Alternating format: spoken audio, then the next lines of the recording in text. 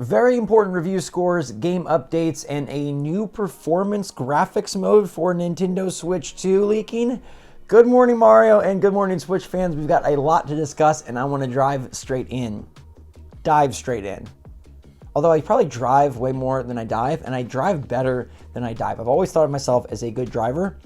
I don't think I'd be a good diver. But what's going on, everybody? It's Zach from SwitchForce, kicking it off with review scores, then moving to game updates, and of course, this Switch 2 performance mode that I find to be very interesting and gonna give my take and hopefully get yours. But first, we've got review scores for Dragon Quest HD 2D, the big game that everybody has been excited for later this month.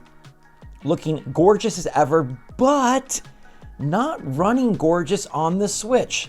And this is very bizarre, all right? The game has gotten a pretty darn good Metacritic score. It's got an 85 on other platforms, an 81 on the Switch. And that's being weighed down by a few reviews that are saying, you know what?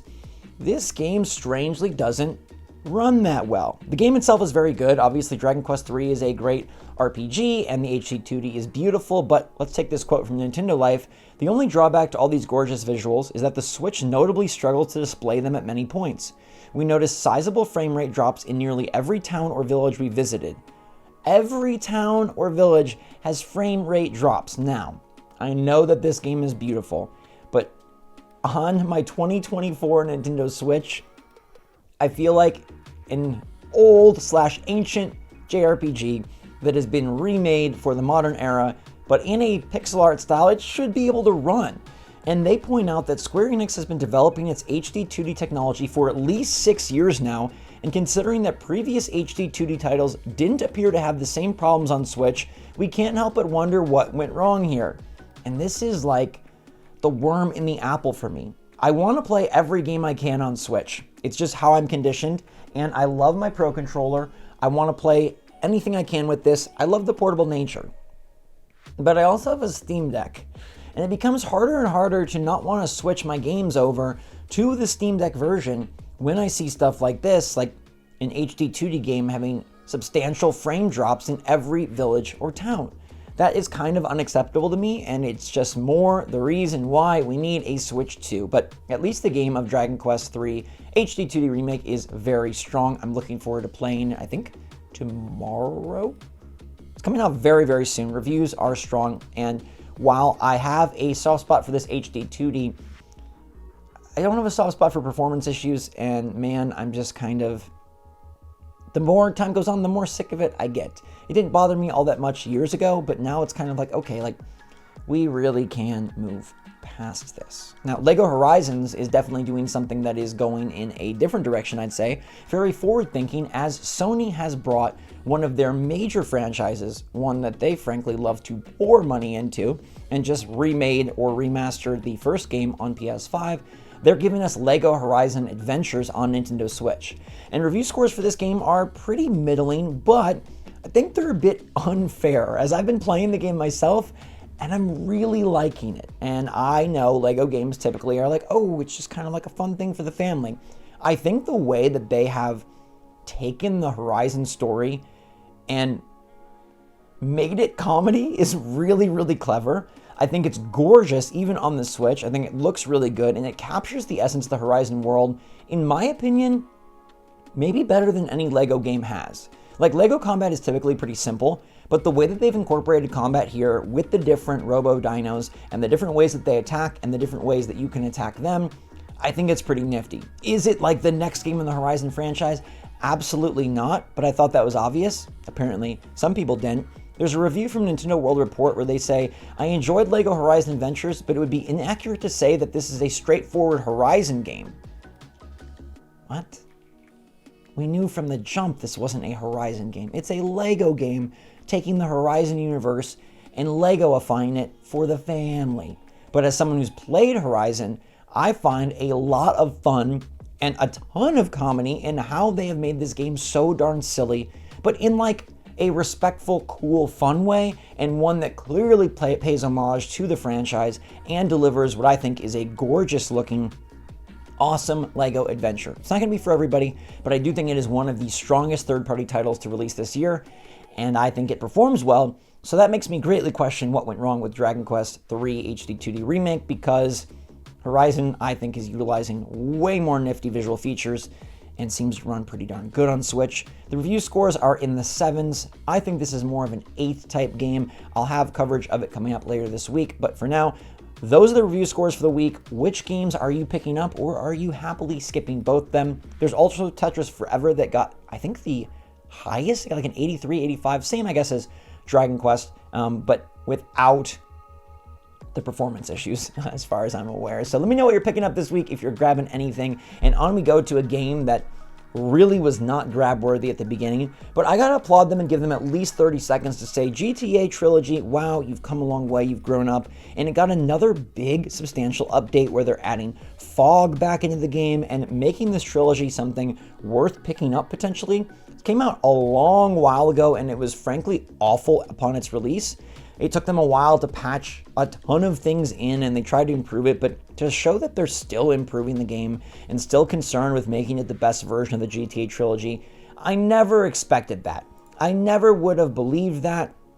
I never thought they would do that 3 years later, yet here they are, and I gotta give them kudos for that. So if you're interested in GTA on the Switch, the old version, they have at least made it much, much better. Speaking of much better, graphics modes are something that can make your game experience much better. The PS5 has a lot of like performance versus graphics mode, and it's interesting to posit what would happen when a Switch 2 comes out and the Switch has better graphics. Will there be an option to forego maybe some of the visual pizzazz for better frame rate? Well, according to leaker Nash Weedle, the Nintendo Switch 2 has a system-level performance selector for portable mode from its own menu. And he says you can prioritize battery or power, meaning prioritize the power of the game and the graphics, or prioritize the battery life. This is what a developer has shared with some colleagues, along with other details about the development kit. It seems that Nintendo wants to avoid the multiple graphic options of the games and simplify it with few options that we pre-configure on the console. Now, of course, Nash Weedle, he's been right, he's been wrong. He's most famous for his Metroid Dread correct leaks about a game that nobody thought had any business existing, and then voila, we've played it. He does have some credibility. He's also been wrong about things, but this is very interesting. He's basically saying instead of minutely going in and fiddling with all the graphics, Nintendo will just have a basic portable mode option to prioritize battery or power, and that's what you can use to dictate how the graphics shape out when you're playing your Switch on the go. Now, this is not, as far as I'm concerned, the same thing as a performance or graphics mode. It's a battery or graphics mode. I want a performance mode on here, and I do like the idea of having the option to sort of pick and choose, especially because we know the Switch 2 will be notably stronger, but it's not like it's going to be a PS5, and even though it is incorporating awesome DLSS technology to algorithmically improve the look of these games, I think having some choice in the matter is important. Like if I was playing Dragon Quest HD 2D Remake and I could make the performance run flawlessly and sacrifice some of the lighting, I would do that easily. Now, this seems a very Nintendo thing to do. I don't believe Nintendo would want graphics options to be something that bogs down their players or their games. Definitely not first party. Whether they allow third party companies to offer graphics modes, maybe they would, maybe they wouldn't, but a system level graphics option seems very interesting. It's basically like Steam Deck or ROG Ally for babies, where instead of getting down in the nitty gritty and deciding what you want to optimize, you just pick battery or power. As long as the battery is significant, I'm picking power. I feel like this is almost a non-choice unless you're going on a long airplane flight or a big road trip, because we're not getting the option of performance over graphics. I want that option, and I hope Nintendo does at least include something that allows me to prioritize performance versus graphics, not just battery. Maybe Nash Weedle is misinterpreting the selection here, because I don't know why you would ever pick battery, like I said, unless you were in a really dicey situation. But I would 100% want to pick performance if that's going to make me holding my Switch over my head in bed experience much better. I've got a charger right over there. I don't need battery, but I could use an improved frame rate, especially when I'm in my handheld mode. So this is very interesting to think about, and I'm curious how Nintendo will address it. I feel like either they will go with this kind of a system where it is very basic, and maybe Nash Weedle is giving an accurate leak here. A developer has shared this with some colleagues and they claim that this is how it is going to go, and I could see that happening. But I could also see Nintendo completely eliminating this entirely, and they just decide what they think is best for you. They pick the optimization that they want to roll with, and that's what they give you. To me, any sort of choice between graphics, power, performance is going to be very, very lucky, and something that I wouldn't expect from Nintendo, but would gladly welcome. On the third-party front, I could see them incorporating the ability to make this choice, because third parties will have to port their titles over, and I don't think Nintendo wants to throw up any obstacles in terms of getting as many major day-and-date multi-platform releases on the Switch 2 as possible, but we'll all have to wait and see. Let me know what you think. Would you rather a simplified system where you don't pick anything and Nintendo just chooses what's best for you, and you don't have to worry about min-maxing the graphics, because that's never what we've done with a Nintendo handheld? Or would you like some sort of system like Nash Weedle is leaking here, where you do get to pick between power, graphics, or battery? Is that an easy choice for you? Because it feels like an easy choice for me, but let me know your take in the comments down below, everybody. And until next time, thanks so much for watching. Stay safe, stay healthy, stay happy, stay positive out there. Love you lots. SwitchForce out.